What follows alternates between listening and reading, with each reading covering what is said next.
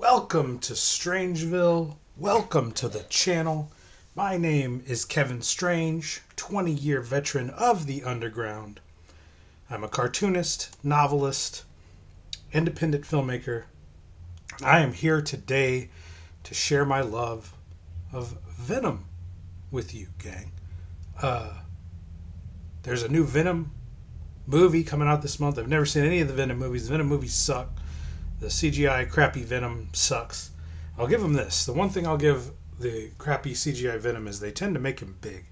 And the thing I always say about Venom is there's no upper limit to how big and massive you can make Venom. There's no upper limit to how wide open you can make his jaw, and there's no upper limit to how long you can make his tongue. Like the bigger, the better. And we're gonna take a look. I've got all kinds of Venom stuff here. We're gonna dig through a little bit of it. We're gonna read some of it. We're gonna take a look at some of the Spider-Mans that Venom has been involved in. And generally, we're going to try to goose the algorithm because a new crappy Venom movie is coming out, and I'm going to drop this video the same weekend and see if we can't goose the algorithm a little bit. But before we get started, it is October. It is Monster Month, and that means I have a brand new comic book piece out myself, Count Kefula, aka Dracula in Strangeville. It is an underground outlaw comic. That means that it's raw and raunchy. It's full of sex, drugs, and violence, and extremely graphic. And if you're a fan of Robert Crumb or S. Clay Wilson or Spain Rodriguez or Gilbert Shelton, the undergrounds, the classic underground cartoonists from the 60s and 70s, then you'll be into the Strangeville comics, I promise. And you can get that, you can read that comic book right now at the Patreon link in the description. But I'm doing a physical comic book pre-order on Count Kefula. It's a 28-page full-color comic, and I'm doing the pre-order through Halloween. You get a free 11 by 17 poster with it. It's $12. Gets you the comic and the poster. Cutoff for that is Halloween, October 31st, and there probably won't be another printing of it. So if you want it, get it. Otherwise, if you want to read it right now, click on the link in the description for the Patreon. Let me pull that up right quick. So patrons get access to 20 years of comics, novels, and feature films from the twisted mind of Kevin Strange. That's me. Only $3 a month gets you access to all that stuff.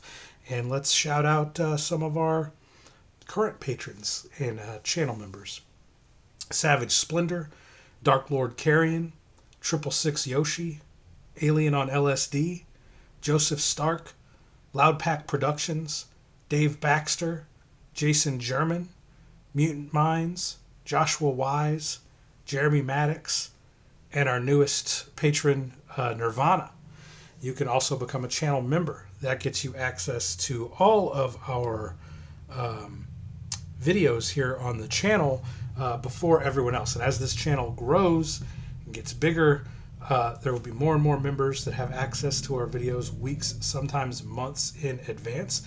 And what that means, for Ed Piskor and Jim Rugg, when they did Cartoonist Kayfabe before the comic book industry killed Ed Piskor, and Jim Rugg threw him under the bus and ended his professional relationship with him. They used to have what they called the Cartoonist Kayfabe effect, where when they would talk about comic books on their channel, they would sell out. And eventually, once this channel gets big enough, that is going to happen here too. And so it will benefit you to spend that $2.99 a month and gain access to the posted members only videos so that you can get a hold of these comics before they sell out. I'm not sure that Venom, the Enemy Within #1 from like 1995 is going to sell out anytime soon, but let me see what year this was. 94. I'm not sure this is going to sell out, but some things will, like Rambo versus the Blair Witch from Paul Payne. He was kind enough to send to the P.O. box. That's going to sell out when that link hits. I believe that comes out. This may have came out the day before I post this Venom video. It's hard to say because I bank all these so far in advanced. But yeah, we're almost at. Oh, this needs my. Hang on, gang. This needs my camera in it. Oh, how unprofessional of me. How unprofessional of me. There I am. Let me move me into place. Okay. All right. Sorry for doing that live. Hang on. Let me move it a little bit more. All right. Live to tape, right? I don't edit these things. I just I record them and then post them up. So a lot of the stuff we do in camera here. As we're recording the videos, I just do too much. I got too much to do to be also trying to edit this stuff in post. So yeah, we're almost to 1,000 subscribers. When we're like a little over 100 subscribers to go till we hit 1,000, and that will get us out of small channel hell and allow us to fully monetize the channel, and use that money to buy better cameras, better microphones, better laptops, etc., to bring you a more professional looking video, and maybe hire an editor so I don't have to do things like add my camera to my background live as I just did just then.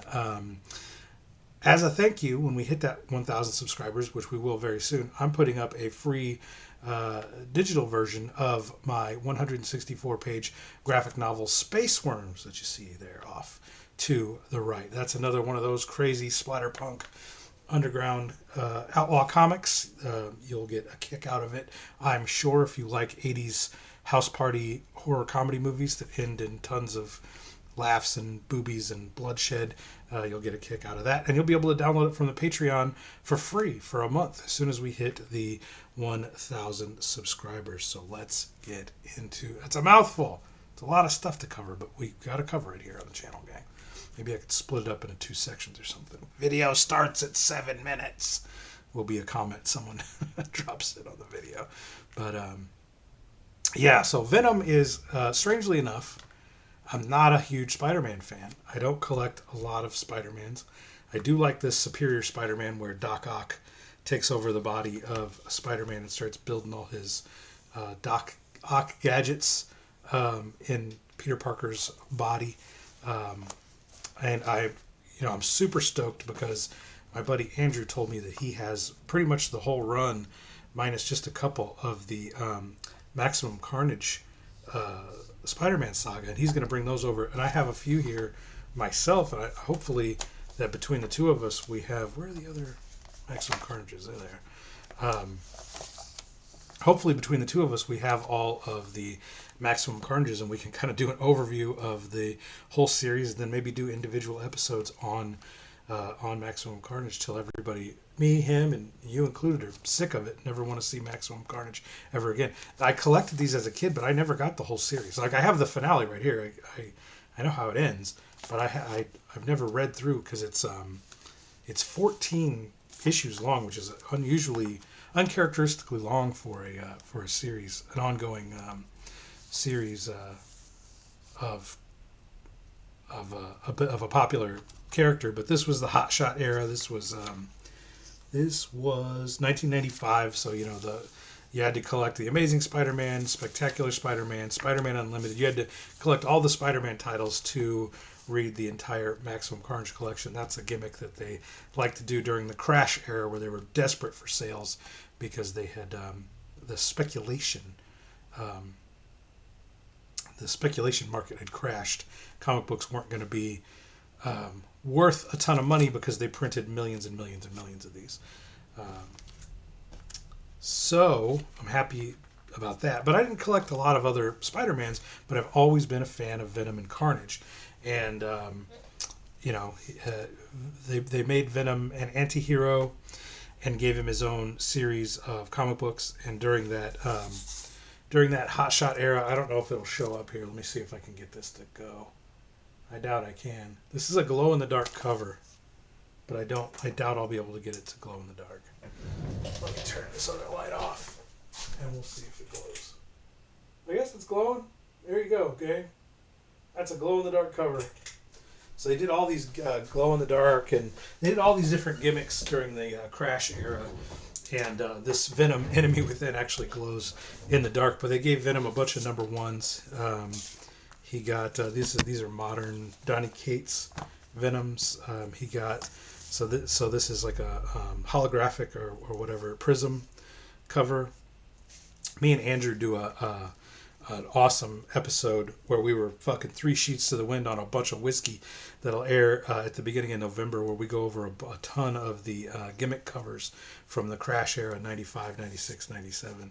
But that's a gimmick crossover prism cover with the Punisher.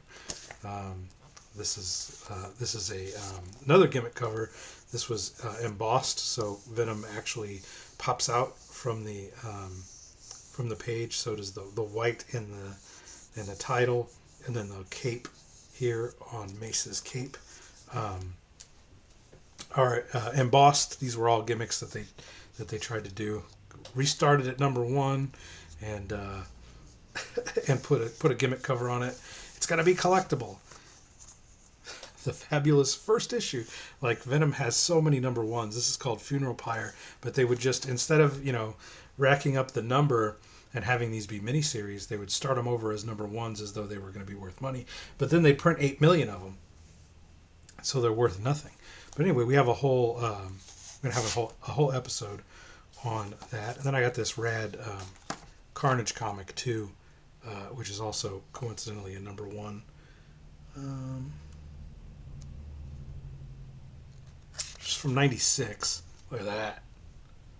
That's worth the price of admission alone. Kyle Hotz, Hotz, is the artist on there. Good stuff.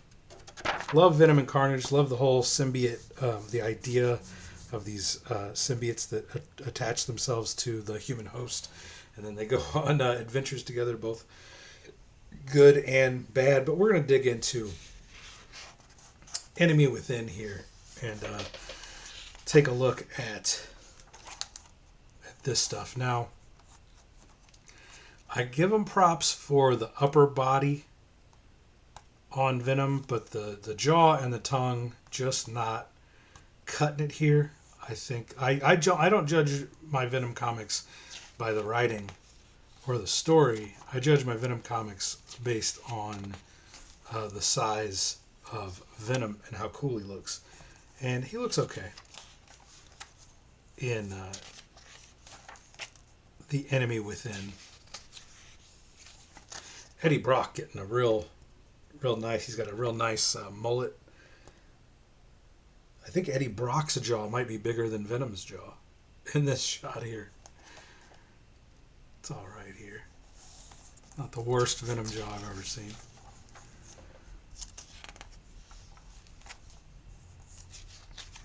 We get Morbius in this issue, or this series, the Enemy Within, this 3-parter.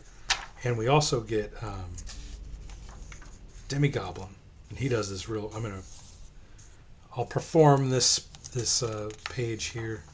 It's good writing. I like the writing in this book. It's a lot to chew on when I go to do the read here pretty soon. But I mean, come on, look at the jaw. No tongue. Why is there no tongue? It doesn't cost you anything extra, Kyle. No, this isn't Kyle Holtz. This is somebody else. This is Bob McLeod. Bob McLeod, doesn't cost you any extra to put that tongue on there.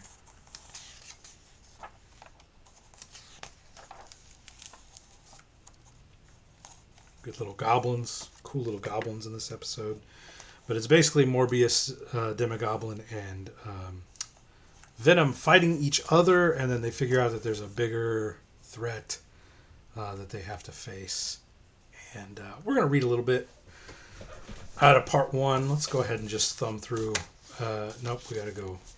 I don't have part 2, but I do have part 3 of The Enemy Within. And so, and yes, Demi-Goblin does grow to kaiju size, which is another huge plus for me. Anytime there's a kaiju, that's a decent Venom. Pretty big mouth, really long tongue. Love it. They've got him fairly big here. He looks like about a 300-pound bodybuilder here, which is, I appreciate. Pretty cool looking Venom there. And, the reason I like comics like this, like Venom, what attracted me to this when I was a kid was everybody's a monster. So your hero's a monster, your villain's a monster, and everybody in between. So I got to sit here and flip through these awesome awesome pages of just monster after monster after monster. And that's what I came to comic books for when I was 12, and that's what I come to comic books for in my 40s is cool looking monsters. That's a pretty decent. Look at the size of him there. I don't like the jaw. The mouth's too small and there's no tongue, but look at the size look at the bulk on Venom. This is how I watch. This is how I watch pro wrestling too. You can ask Andrew or anybody that comes over and watches wrestling with me. I'm always going on about. Look at the size of the traps on that guy. Look at his back muscles. Look at. I'm always marking out for the muscles on these dudes. And comics is no different. So we figure out in the. I like this the fire effect where they make everybody yellow and then this pink background. It's like a red sky and a pinkish purple background, and then everybody's yellow. That's a really cool fire effect there. Look at that Venom head. Morbius looking like a crackhead as always. We got a Morbius episode. I believe it's already aired by the time this comes out. It's so hard to keep track of what's out and what's not. I've already shot a Morbius episode. Let's put it that way. But it turns out that there's this dude with this tchotchke, as Ed Piskor would say, this little necklace that allows him to control these goblins. And it turns out that Morbius and Venom have been after Demogoblin, thinking that he was in control of the little goblins, obviously, and he, but he's not. It's this guy with his necklace here, and Demogoblin ends up snatching it, putting it on, and growing to. That's him busting out of the building right there. He's busting out of the top of the building and growing, and he grows to giant-sized Demogoblin, which is like, that's worth the cost. That's worth the price of admission alone, is him getting all these cops trying to shoot a giant kaiju-sized Demogoblin. And I'm sorry, minus points for not putting a tongue on Venom here. It's just not right. And Morbius looking like a giant, like a dump truck just dumped out a whole city block worth of meth on the ground. He's like...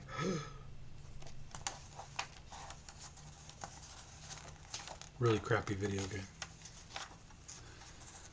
And here's all the little goblins stepping on Demogoblin's feet, and Venom and Mobius climbing all over him.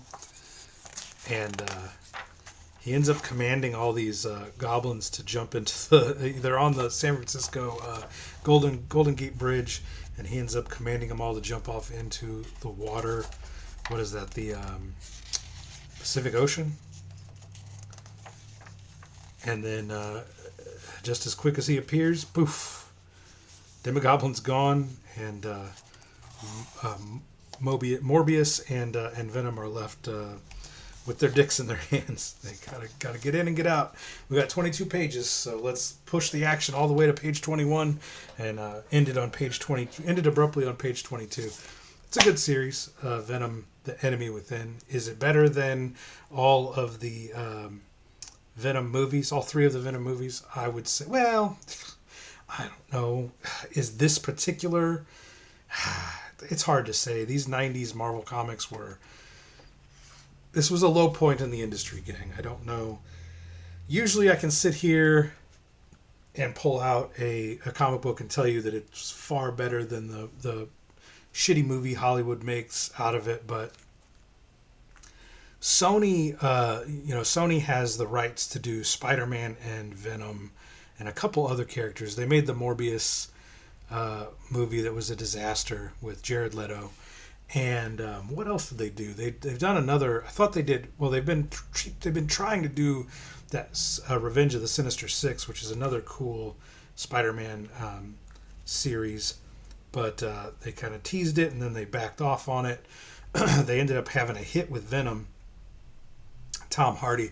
I hate the Venom character in the movie. I think he's goofy. They went the wrong direction with it. It's too goofy funny, where like the Donny Cates Venom stuff is like super raw and talk about monsters. That's null. Well, let me get to Donny Cates in a minute. I'm going to read some stuff out of Enemy Within real quick to show you that the writing is pretty good in this book, but it is generic 90s Marvel, like, you know, this isn't hard hitting stuff. San Francisco, Halloween night. It's cool. I like this because this ends up being a Halloween story, and we're, you know, this Venom movie comes out a couple of days before Halloween. We're going to air this episode a few days before Halloween, so there's like this cool serendipity that really kind of worked out, that we have a Halloween Venom story right before Halloween, right before a Venom movie comes out. So, San Francisco, Halloween night. Milky fog roils in from the bay, giving luminescent coronas to every moving thing, including troops of costume-swathed kids prowling the moisture-shrouded streets. Ghosts, witches, heroes. And where heroes walk, can villains be far behind? The little one in the devil mask, Riff, see him? You think? I seen him coming out of the big house down the block. His old man's gotta be loaded, so I say we lighten the load a bit. With the help of Junior here. And a sweet little Halloween ransom.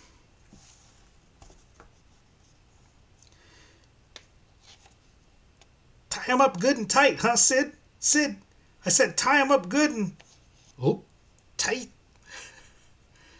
Sid's a little hung up at the moment. I don't even know how to do, like... Here's the thing with this Venom stuff. When they turned him into a hero, they didn't really know, in the 90s, they didn't really know what the fuck to do with him. They just kind of give him this normal dialogue. Like, he doesn't have the, like, when you see Venom talk,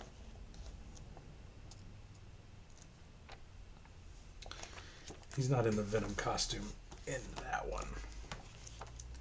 When you see Venom talk,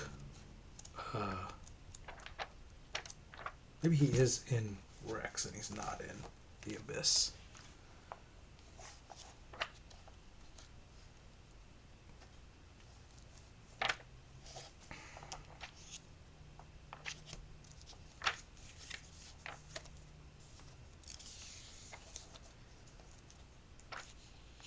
Of course, I can't find a single page.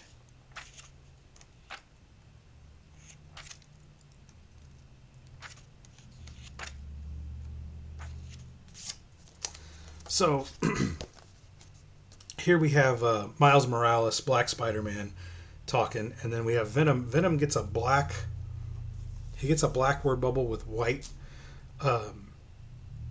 lettering, so it kind of, it lends itself to you using like a creature voice for Venom. Some kind of ancient symbiote like us, only worse, bigger, meaner, scarier, maybe a little bit uglier, but not by right. Let's do this. But in the old 90s Venom comics, they just give him like a superhero voice. Sid's a little hung up at the moment, so allow us to help write the young man's ransom note in your blood. So I'm going to give him a creature voice, but they're not inspiring much creature out of me with these regular old word balloons and lettering for Venom. I mean, with a face like that, he should have drippy, crazy, word balloons with a scary font for his voice. They don't do that, and the dialogue itself isn't written very scary.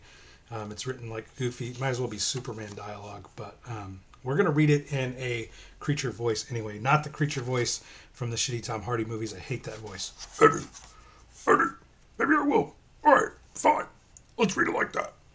Sid's a little hung up at the moment, so allow us to help write the young man's ransom note in your blood. Wow, cool costume, shiny. You like the way it shines, Sonny? You should feel it breathe. Whoa, wait a second. Wait a second. You got us all wrong, mister. I mean, creature. I mean, whatever you are. That's right, Riff. That's right, Riff. Keep him busy for 2 more seconds. I'm almost free. Well, we was just having some fun with the little guy. A Halloween stunt. A fling. Ain't you ever heard of an innocent fling? Fling. Let us think a moment. Oh, yes, fling. Goes something like this, doesn't it? And he fucking flings the dude. Yeah! I mean, that's death, right? He's not surviving that. Venom's killing motherfuckers in the 90s. Don't get mad, huh? I mean, more mad than you already are. At you, kid. Never. Good, because I think I just messed myself. That wasn't you, kid. That was Chubby Buns hanging here. Right, Sid? Where do you... Hey, cool, that was great. How'd you do that, mister? Can we have your autograph? Well, a bevy of superheroes. And just the size I like them, too. Ordinarily, autographs would be our pleasure. Right now, we're a bit rushed. Of course, it would have helped if just one of you had a better taste in costumes. I told you lived around here. Now he's insulted you, dorks. I mean, that's just terrible. That's just terrible Venom dialogue. I'm sorry, but that's... I don't know how to read that. I tried to do it in a Tom Hardy movie voice, and it just doesn't sound right. Because he just, it's like he's talking in Eddie Brock's voice, but he looks like a monster. I don't get it. I don't know what I'm supposed to be reading there. Let's, you know what? We're going to say, we're plenty long in this episode. I think we're going to call it there, and we'll do more episodes on the Donny Cates runs of Venom. But let's, we'll do some more. We'll do some more Venoms in the future, gang. We got plenty of plenty of meat out of that episode. So if you've got Venom comics that you want to get off your hands, you can send your Venom comics to Kevin Strange, P.O. Box number 5, Cottage Hills, Illinois 62018. If you've got any comic books burning up your long boxes, dupes of things that you've been holding on to for 20 years, toss them in the mailbox. Send them to Kevin Strange, P.O. Box number 5, Cottage Hills, Illinois 62018. We'll take a look at them here at the channel.